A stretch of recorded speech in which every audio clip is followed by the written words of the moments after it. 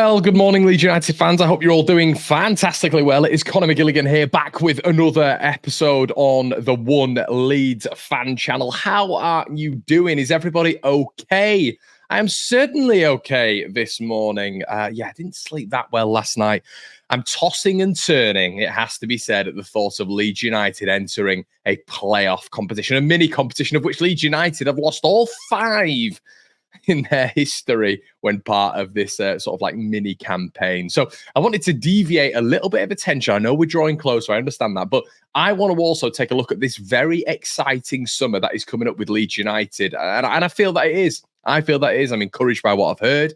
I'm encouraged by the whole landscape of Leeds United. If we remain in the Championship, how are we gonna mix it? What are we going to do? And it's going to be intriguing to see if we get up to the Premier League. Oh, my word. I'm so excited by what's going on. And what I wanted to do was preface this, everybody, by this is based on the video that I did yesterday. It's on the loan players. It's going to be on the structure at Leeds United. What's changed? Who will be coming back? Who won't be coming back? Why won't they be coming back? And how have their seasons gone? So stay with me through this. If you want some bonus content, head on over to the Patreon. We're going to be recording Generation Leeds and Across the Pond very, very, very soon.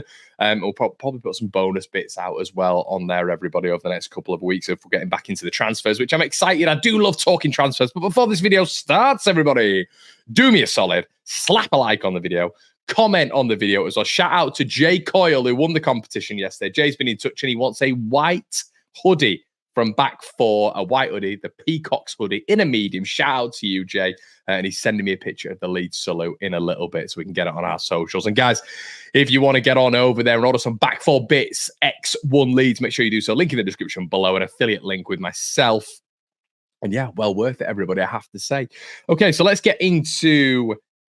I want to talk immediately about the signings that we've brought in. Okay, so we've got Connor Roberts. Now, I'm a massive fan of Connor Roberts, and if we were to go up to the Premier League, I think he'd be a very useful option off the bench. I also think he'd be a very, very good option Championship. Obviously, we know his contract status is going to favour Leeds United if we are to even remain in the Championship. A lot of what he was saying, I thought, when he signed for Leeds, was just that he's absolutely obsessed with being at Leeds United and he loves it. He's so happy to be here. 390 minutes for the club already, 12 appearances, which is obviously accumulated with sub appearances as well. It's not been the best, in my opinion, but I think there's a lot more scope for Connor Roberts at Leeds United. And for me, I would 100% bring him in the window as well. And obviously, it'd be a good option wage-wise, etc., and transfer value-wise. Joe Rodon has had nearly 4,000 minutes for Leeds United, 43 appearances, has played nearly every single game. And I'm looking at him and thinking, yeah, I mean, he would be a shoo-in. What I will say about Joe Rodon is I wouldn't be going to 20 million. You know, I wouldn't be going above 15 million for Joe Rodon. I've mentioned previously on here, I think you'd be able to get a Nathan Wood at Swansea, for me, who is my favourite centre-back in the Championship, pretty much. I would be looking at him as around about 8 to 10 million from Swansea, I think. I don't think his profile's as high as Joel Perot's is. And you know, was when we went to Swansea. I think he's a bit of an under the radar signing, and I think we could pick him up for much less. And I think with Daniel Farke's style of football in terms of passing out from the back, I think Nathan Wood is probably, you know, better than Joe Rodon at that. But when it comes to physicality and defensive work and an old-fashioned defender, I would be going with Joe Rodon. But yeah, but I'd definitely be looking. If it was viable, he's only 26 years of age. You know, obviously his loan ends in May. His contract expires the same as Connor Roberts, which is this, you know, which is next season, June 30th, 2025. They've only got a year left. So yeah, I mean, 100%, I'd be looking at bringing them both in for me, the Welsh internationals.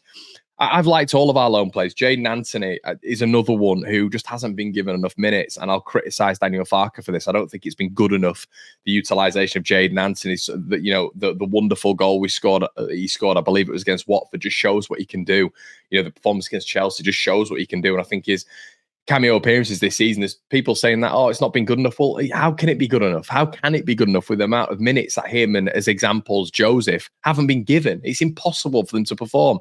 So I'm not criticising him too much. Those three I genuinely would bring back. And I'd also, there's no way Anthony's going to come back. We know that from Bournemouth. They're taking him back. They have said that. Rodon is up in the air. there are going to be other clubs in for him. I think the realistic one is Connor Roberts in terms of those three, to be honest with you. Okay, so the players that have gone out on loan, these are probably more interesting to Leeds fans. Jack Harrison, 30 appearances for Everton, 3 goals, 3 assists. Now, it's very topsy-turvy with Jack. As I said, 29 appearances. There's a lot of people who think 6 goal contributions is a worthy tally for Premier League level. I think my opinion with Jack Harrison and Leeds United's updates when it comes to the winger is that, you know, if Everton could cough up the money, then they can have him. You know, I believe there's potentially it could be another loan again.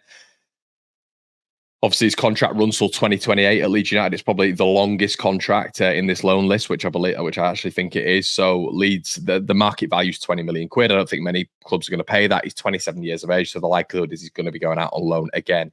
Maximilian Verber, I think he'd be very useful in the Championship. He's injured currently, but 26 years of age. His contract expires in 2027, the second longest of the bunch with Harrison at the top. Market value, 14 million quid. Now, what we do know is that Borussia Mönchengladbach are looking to explore this option and make it a permanent deal. They've been really impressed with Max Verber. They're happy with his development. And yeah, Verber, listen, is definitely someone I would take in the Championship, 100%. I think that's who Daniel Farke was almost leaning on in terms of being his Christoph Zimmermann that he had at Norwich City. I think he'd have been a really good sort of experienced lad in the ranks in the Championship, and maybe that's what Daniel Farke has missed this season. 23-year-old American on loan at Union Berlin. The third sort of longest contract in this list is Brennan Harrison. Market value 14 million quid right now, which is pretty staggering when you're looking at what we bought him for. It's not been a good time for Brendan. If we just have a quick look at his stats right now, it's been 29 appearances. It has been a goal and 1 assist. It's not been good. Bundesliga hasn't been a sort of a worthy ground for him. I think this is what I was saying in the summer as well. The guy needs to improve on so many facets of his play. There was people telling me, oh, he's going to rip it up in the Bundesliga. I said, no, there's no chance. There's so much he needs to develop on. So much he needs to develop on. I was mentioning in the summer that he should go back to the MLS or go back to the Austrian league, and that's where he'll develop, you know. But we've seen him drop out the US national team as well. He's not good enough at the minute. And I still believe, you know, you put him in the Championship, you get him off the bench, he can run around for 20 minutes. That's Brendan Harrison for me. He's nowhere near a starter. He's nowhere near a cam option at all. He's just technically not good enough either. You know, it's not about the physical and the athlete side of him for you know, all of it, you know. It is the other side of it as well. Not good enough. Rasmus Christensen, obviously his loan ends this summer. Obviously, there's no initiation at all from Roma to extend that. Roma don't want to extend that from what we know at this moment in time. His contract to Leeds goes till 2027. 10 million market value. Obviously, that's what Leeds bought him for as well. For me, nowhere near good enough. Nowhere near good enough at Championship level. And a lot of you guys will say, Connor, he's been playing against Napoli. He's been playing in Serie A at points. He is stuck in the mud. He barely gets up the line. For his size, he is weak. And he's nowhere near good enough. He's got the turning circle of a transit van. He's nowhere near good enough. Nowhere near good enough, and never has been. 26 years of age. For me, that is never going to work. I wouldn't have Rasmus back at Leeds United whatsoever, but it looks like him and Brendan are going to be the ones coming back, because unfortunately the clubs where they're at now do not want to take sort of permanent options on them, as we know at this moment in time. Mark Rocker doesn't want to come back to the UK, doesn't want to come back to Leeds unless they're in the Premier League. 27 years of age. That's the experience we were talking about yesterday. It disappoints me from a technical aspect. I think Leeds could save money by throwing him in the Championship. But if he's going to be like Sinister, if he's going to be like Adams, where he literally throws his dummy out the pram and Leeds can't do anything about it, then yeah, goodbye. The thing is with Mark Rocker, everybody, a lot of you guys, because I actually give sort of explanation and I try to give my thought process on why I think he would be a good player, because a lot of you guys hate him, you just will not listen to me. So it's like, okay, fair enough. I think genuinely there is a lot of points as to why he could be useful in the Championship. Very, very useful. A lot of people who are criticising Mark Rocker will talk about experience. We'll talk about a lack of a player in the midfield who'll take a shot, a lack of the player in the midfield who'll be able to take a set piece. They'll all just hark back to Premier League conversations of, well, physically, he's not good enough. And that was the buzzword for Mark Rocker.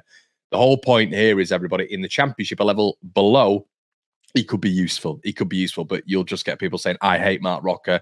Connor is an idiot because he wants Mark Rocker, because they hate him. They have this vitriolic disdain for him because he wasn't good in the Premier League without another double pivot next to him.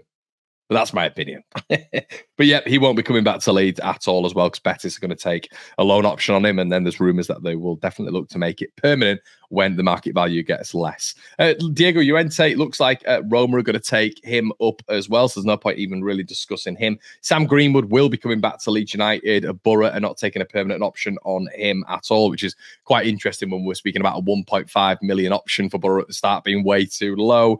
Cody Drame, looks like that's going to be signed, sealed, and delivered as well. Luke Ayling, probably the pick of the bunch when it comes to his performances. And, you know, it can get quite jarring when you hear Daniel Farke now talking about Leeds missing experience. Luke's been fantastic. Has to be said, if we look at his stats right now for Middlesbrough, he's done really, really, really, really well. And I think it surprised Leeds a little bit, to be honest with you. I think it will have surprised Leeds, and especially when we've still got Sam Byram on the books, it's not ideal, is it? But yeah, some really good moments for Middlesbrough. 19 games, 8 assists, 8 assists. I mean, in 268 games for Leeds, he got 20 assists. In 19 games for Borough, he's got 8 assists. Mental, absolutely mental. But there you go. You know, that is, it's highly impressive, isn't it? And Ian Poveda, who's actually done really, really well at Sheffield Wednesday, and you're expecting Sheffield Wednesday to either make that a permanent, or we're getting, you know, there's going to be some other sort of club coming in for him. But yeah, the end of the loan is going to happen. But I do think you're going to get Ian Poveda moving on. So realistically, everybody, within the squad next season, I think you're going to get 2 players. I think the rest of them are going to move on. Let me know what you think in the comment section below.